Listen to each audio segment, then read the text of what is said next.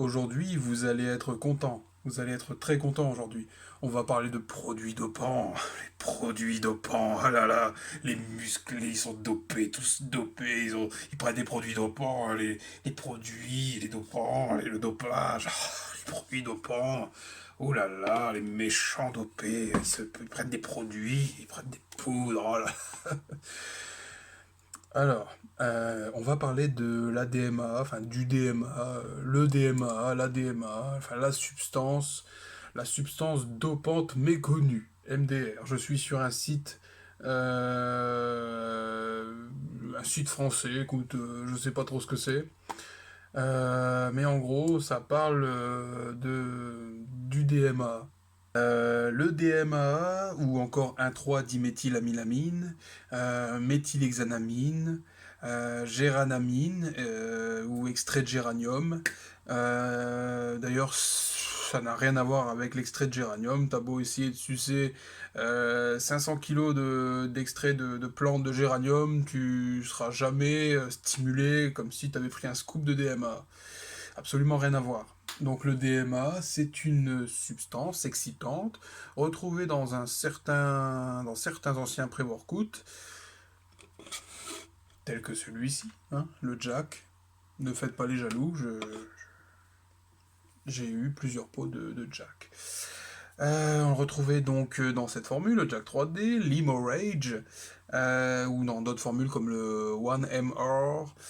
Enfin, ça c'était plus des boosters américains qu'on retrouvait aux US plutôt qu'en France. Donc le DMA a reçu une interdiction de commercialisation en France à la date de juillet 2012. Donc ça commence à faire un moment. Nombreux sont ceux à avoir essayé l'ancienne formule, comme s'il était meilleur que les autres, des produits cités, machin, blabla, et à avoir été déçus quant aux effets moins marqués de ces nouvelles formules. Et ils prennent vraiment les gens pour des cons. Ça, comparé à ce qui se vend maintenant, c'est de la merde. C'est de la pisse en pot, vraiment. Le DMA est-il une substance vraiment dangereuse? Que nous disent les pratiquants ou experts dans le milieu? C'est ce que nous allons essayer de comprendre à travers cet article. Bon, déjà, rien que pratiquant ou expert dans le milieu, tu sais de suite que ça va être douteux, hein, donc voilà. Qu'est-ce que le DMA ou 1,3-diméthylamylamine? Bon, et des trucs que je vais passer parce que c'est mi-technique, je rabâche la même chose. Limite, là, on a l'impression de parler de la caféine, en fait. Sauf que les effets sont plus prononcés et ça joue un peu plus sur les récepteurs adrénergiques, comme on l'avait vu. Extrait du géranium, Enfin, non, non, non. Ou alors, si c'est extrait du géranium, c'est extrait vraiment à ça par kilo pressé avec les pieds nus, quoi. Je veux dire, c'est... voilà, quoi, hein. Le DMA apparaît comme être un simple amine aliphatique, je ne sais pas ce que c'est. Je ne sais pas ce que c'est, hein. Fonctionnant comme un inhibiteur de la recapture de la norépinéphrine et ou un agent de libération de la norépinéphrine. Donc comme je le disais tout à l'heure, en gros, ça libère des neurotransmetteurs dans le cerveau et ça excite le CNS. Donc ton système nerveux central est complètement... il est secoué, quoi. En somme, il permet de conserver une concentration de norépinéphrine élevée. Donc, comme je le disais, neurotransmetteurs excitateurs ayant un rôle sur l'attention, l'apprentissage, l'éveil, la vigilance, etc. Au sein de jonctions synaptiques, permettant une augmentation de l'excitation du système nerveux par son action sur les récepteurs alpha et bêta adrénergiques, comme je disais tout à l'heure. La caféine fait ça aussi, hein, donc bon. DMA et risques sur la santé. Que nous disent les études? Les études. Les études. Dernièrement, c'est le rapport de Lance, ANSES, écoute, encore des organismes à la con, qui a tiré la sonnette d'alarme. De nombreux cas de nutrivigilance, j'avais jamais entendu nutrinazi, en gros C'est les nutri-vigilants des substances interdites et qui fonctionnent. Donc, on a rapporté donc, concernant des symptômes pouvant être imputables aux effets de la consommation de DMA, que ce soit dans un cas d'usage récréatif ou en prise de compléments alimentaires. Ça veut dire qu'il y a des gens qui utilisent du DMA, donc hors contexte, hors entraînement, juste pour s'amuser.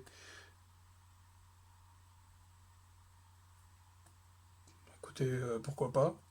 Cependant, que nous disent les études sur le sujet en lien avec les pratiques réelles en matière de consommation de produits contenant cette substance tant controversée, le DMA? Plusieurs études corroborent l'information selon laquelle l'utilisation du DMA constitue un danger de par ses effets secondaires, initialement utilisés en pharmacologie comme décongestionnant nasal, en gros les sprays pchit pour le nez hein, quand tu es complètement encombré, qui sont interdits aujourd'hui. Mais enfin, ça doit encore exister. Mais aujourd'hui, ça a été remplacé par la pseudoéphédrine, d'autres substances aussi qui sont interdites. C'est n'importe quoi. Bon.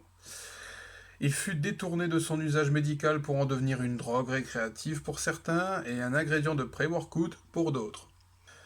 En 2011, Bloomer et Hall, écoute, deux types, étudièrent l'effet du DMA avec ou sans concomitance de caféine. Ils ont pu se rendre compte assez vite que l'utilisation seule du DMA, là on a une dose de 250 mg de DMA, soit une dose énorme. C'est pas comme la caféine, on joue pas avec la DMA comme avec la caféine. Là si je te dis je vais prendre un café, il y a l'équivalent de 1 g de caféine, 250 mg de caféine, c'est pas pareil. Ou en prise, donc qu'est-ce que je disais? Oui, ou en prise avec de la caféine, 75 mg.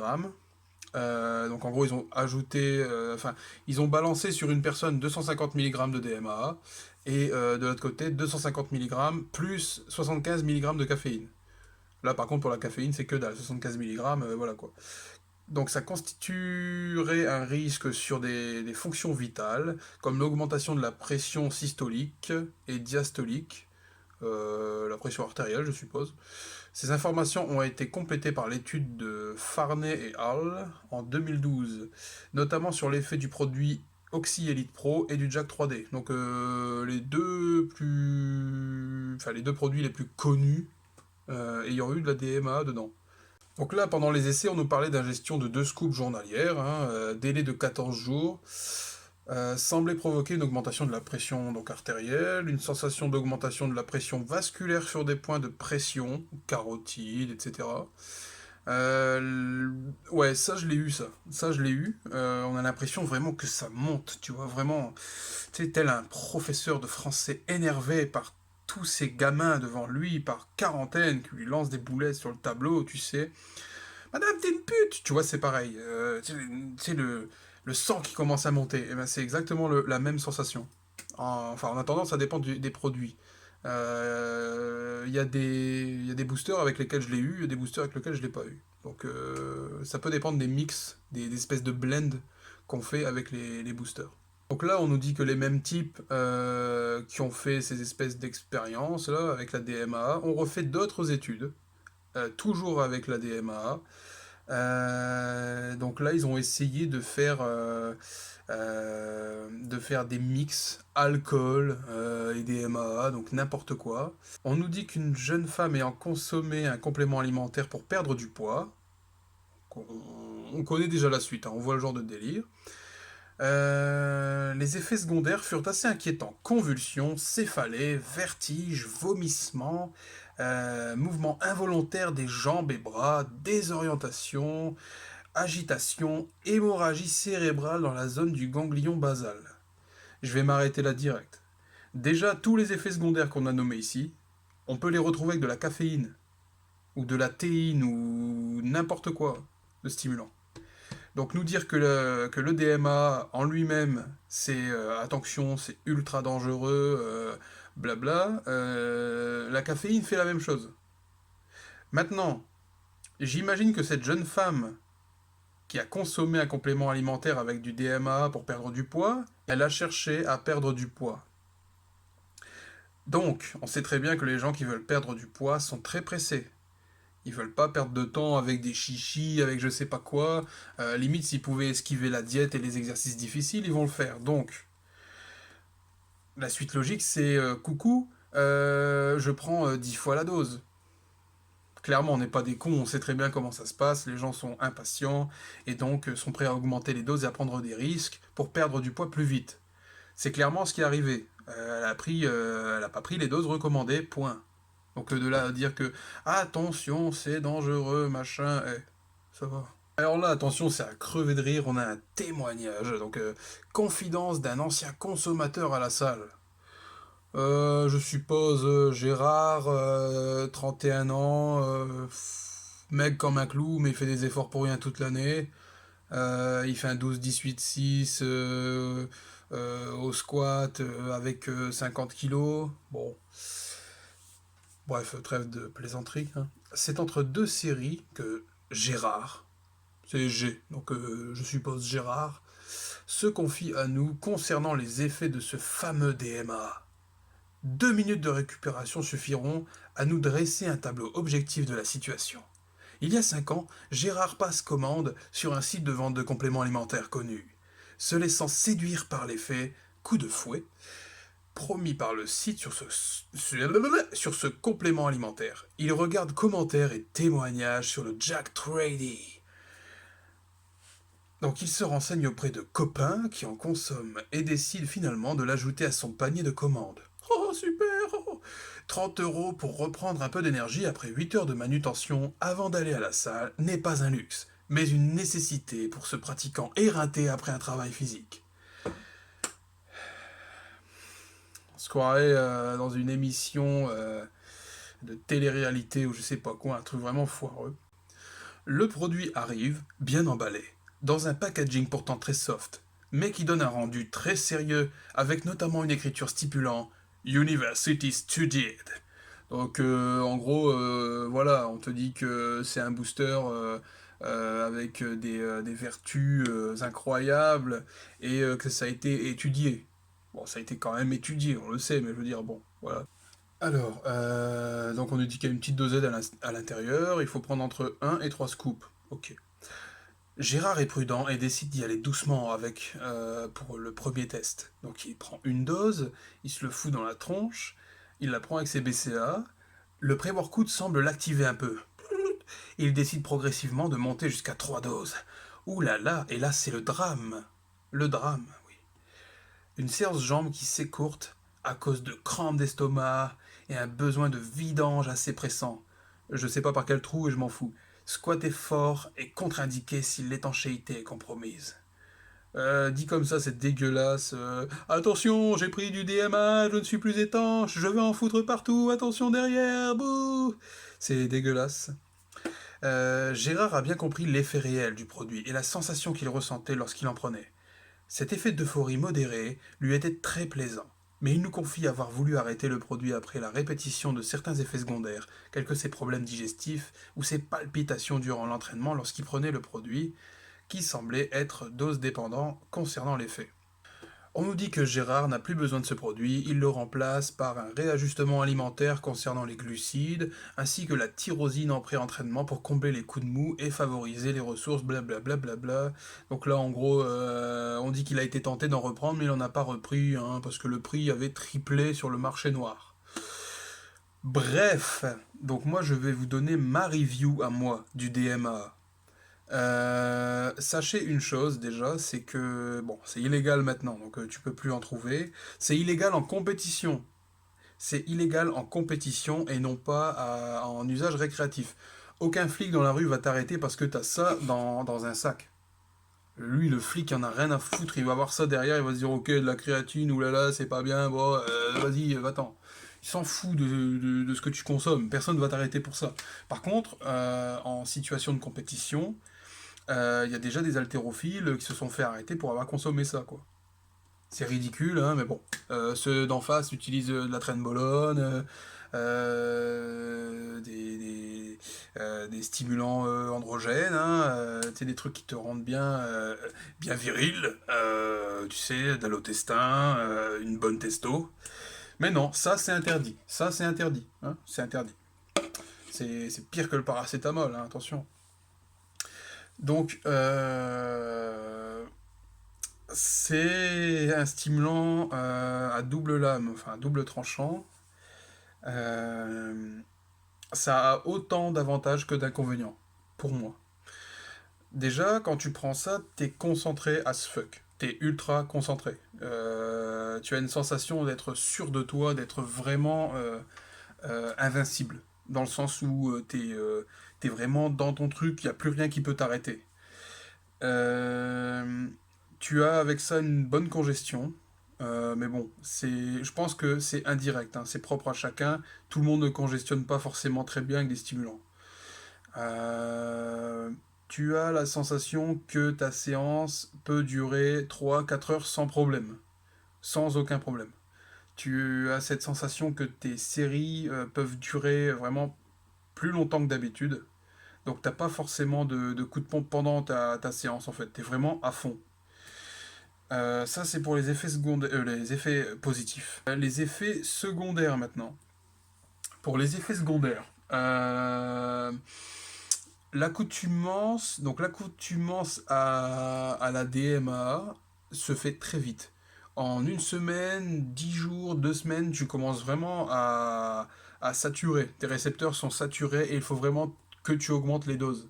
Par exemple, pour le Jack 3D, à l'époque, c'était 25 mg par scoop, soit que dalle. Donc forcément, à un moment donné, tu finis par augmenter la dose pour ressentir les mêmes effets. C'est comme la caféine, c'est la même chose, c'est pareil, on se répète, c'est un stimulant. C'est pas un produit dopant, hein. C'est aussi anabolisant que l'eau cristalline qu'il y a dans ma cuisine. C'est n'importe quoi, enfin, je veux dire, c'est pas dopant, arrêtez les conneries. Donc pour continuer sur les effets secondaires, euh, ça te stimule tellement le système nerveux que ça te pète la gueule. En fin de séance, t'as comme une chute. C'est un dérivé d'une amphétamine, de l'amphétamine. Donc tu as comme un crash à la fin. Tu as comme un crash parce que bah, tu es tellement stimulé qu'à un moment donné, bah, ton corps, pouf, il est cassé, quoi. Deuxième effet secondaire affreux, l'insomnie. L'insomnie, bon, avec celui-là, je l'ai pas eu, mais avec d'autres boosters comme le Mésomorphe, j'ai eu des insomnies de malade. Je me réveillais 4 fois par nuit, j'allais pisser sans arrêt, c'est diurétique, mais alors de fou. C'est vraiment très très désagréable. Très désagréable. Ça vous donne soif pendant vos séances, ça vous assèche. Vous pissez sans arrêt, vous vous déshydratez, donc forcément vous avez envie de boire, vous avez la pâteuse quoi. Toujours envie de boire. Ça peut rendre agressif, mais vraiment agressif. Ça par contre, l'agressivité, je l'ai pas vraiment eu le plus avec le DMA, mais plutôt avec l'AMP citrate. L'AMP citrate, c'est une autre forme de DMA qui est à mon sens plus puissante. On peut encore la retrouver aujourd'hui, mais personnellement, déjà c'est pas pour les novices. De deux, ça peut vous rendre très agressif. Je sais pas pourquoi, mais ils doivent mettre ils doivent vraiment mettre autre chose que ce stimulant dans certains boosters parce que vraiment tu te sens mais d'une agressivité à en être dangereux presque. Bonjour quoi. Tu vois vraiment là tu serais prêt à taper quelqu'un qui vient te regarder de travers, vraiment. D'ailleurs, la MP citrate, tu retrouves dans ce genre de pré-entraînement, tu vois. Donc en gros, tu vois, à l'époque, je pensais que c'était vraiment du marketing, tu vois, des clowns, tu dis ah ah ah les clowns, oh oh oh. Je peux vous dire que un scoop, deux scoops, t'as l'impression que le clown vient bouffer vraiment ton cul, quoi. Tellement c'est violent. C'est vraiment violent. C'est du DNP cette merde. Ton cœur bat à 5000 à l'heure, c'est vraiment la merde. Un effet secondaire notoire aussi. Donc en fait, t'en as certains qui vont dire non, c'est pas vrai. D'autres vont dire ah oui, oui, oui. Donc il y a des mecs qui disent qu'ils ont le zizi mou avec ça. Bah ouais, c'est normal parce que le système nerveux est tellement stimulé que bah même là, tu vois, bah tu t'y arrives plus parce que t'es tellement stimulé, t'as des nerfs dans le zboob. Donc à un moment donné, forcément, si t'es stimulé de partout, bah t'es fatigué, t'as pas, voilà, t'es pas en forme, quoi. Par contre, moi, j'ai eu l'effet inverse. Ça veut dire que, bah, limite, t'es joyeux pour rien. Mais vraiment pour rien. C'est incroyable, quoi. Je veux dire, vraiment, tu prends ça, tu te sens d'humeur à- Tu es très joyeux. Voilà, tu es très joyeux, j'irai pas plus loin. Donc maintenant, est-ce que moi, je recommande ça? Non. Non, j'irai pas recommander ça. Euh, Peut-être pour les mecs tarés et avancés, les mecs qui s'entraînent vraiment comme des porcs et qui ont besoin d'un focus vraiment pour vraiment rester dans leur truc, ou des gens qui ont du mal à se concentrer, ça peut arriver, il y a des gens, ils n'arrivent pas à se concentrer, ils se sentent obligés d'arrêter leur séance au bout de 20 minutes, tellement ils en ont marre, ou je sais pas, ils ont du mal. Euh, Personnellement, les périodes où j'ai le plus progressé, c'était 100. Donc, c'est pas ça qui va vous faire grossir, c'est pas ça qui va vous faire progresser, mais ça peut être quelque chose d'intéressant quand on veut se dépasser, ou alors, enfin, dépasser un palier, ou quand vraiment on a besoin de se concentrer au maximum, quoi. En attendant, pour les cardiaques, c'est mort. Pour les gens sensibles aux stimulants, c'est mort. Pour les gens qui ont besoin de sommeil, c'est mort. Donc, vous voyez, il y a plus d'inconvénients sur le coup que d'avantages. Je pense que bah, on a assez parlé des stimulants.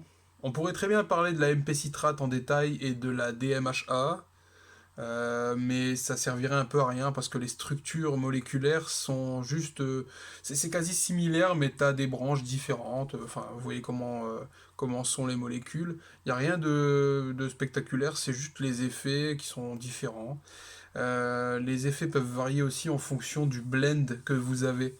Donc, selon les boosters, enfin, si vous prenez des boosters et pas la molécule seule, il se peut que vous ayez des effets différents en fonction de ce qu'il y a dedans. Il y a des gens qui auront pas de pompe avec le DMAA, il y en a qui auront plus de pompe avec la MP citrate, mais il peut très bien avoir de la citrulline planquée quelque part, donc forcément, voilà. Donc du coup, ben, si tu prends plus de DMAA, tu prends quoi? Ben écoute, je tourne sur des boosters très simples. Je mise plus sur la congestion en ce moment, enfin je prends plus je m'oriente plus vers des boosters qui sont typés pompe, focus, que vraiment gros stimulant comme celui-ci. Ça me sert à rien. Surtout quand tu veux faire de gros squats, voilà, c'est pas évident. Il te faut un système nerveux vraiment à 100%, il te faut un système cardiovasculaire à 100%. Tu peux pas te permettre d'avoir un cœur qui bat à 2000 à l'heure. Donc du coup, bah, je prends des boosters très simples avec des choses très simples dedans, de la caféine, des vitamines B, de la citrulline ou de l'arginine, de la bétalanine, je veux dire vraiment le plus simple en ce moment. Voilà, ben je pense qu'il y en a assez sur la DMA. On se retrouve pour une prochaine vidéo. À la prochaine.